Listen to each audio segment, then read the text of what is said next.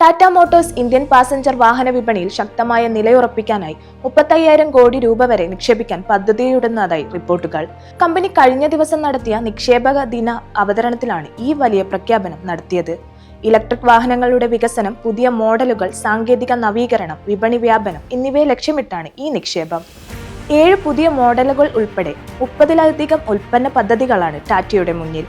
Punch EV, Tiago EV, ടീഗോർ EV, Nexon EV, curve EV, Hariyar EV എന്നിവയുൾപ്പെടെയുള്ള ടാറ്റയുടെ electronic വാഹനം portfolio ഇതിനോടകം തന്നെ വിപണിയിൽ ശ്രദ്ധ പിടിച്ചു പറ്റിയിട്ടുണ്ട്.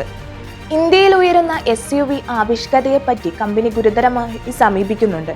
നെക്സോൺ, പഞ്ച്, ഹരിയർ, സഫാരി തുടങ്ങിയ മോഡലുകൾ വിൽപ്പനയിലെ മുൻതൂക്കം നിലനിർത്തുകയാണ്. റോയിറ്റേഴ്സ് റിപ്പോർട്ട് പ്രകാരം ടാറ്റയുടെ പാസഞ്ചർ വാഹന പോർട്ട്ഫോളിയോ 8 മോഡലുകളിൽ നിന്ന് 15ആയി ഇരട്ടിക്കാനായാണ് ലക്ഷ്യം. കൂടുതൽ ഇലക്ട്രോണിക് മോഡലുകളും CNG വേരിയന്റുകളും ഈ വളർച്ചയ്ക്ക് സഹായകമാകും.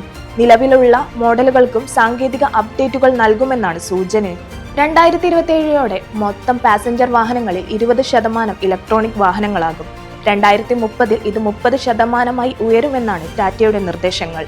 കഴിഞ്ഞ കുറച്ചു വർഷങ്ങളായി ടാറ്റയുടെ ഇലക്ട്രോണിക് വാഹന മേഖലകളിൽ കാണിച്ച മുന്നേറ്റം ഇന്ത്യൻ ഓട്ടോമൊബൈൽ മേഖലയെ തന്നെ പുതിയതായി രൂപപ്പെടുത്തുകയാണ്.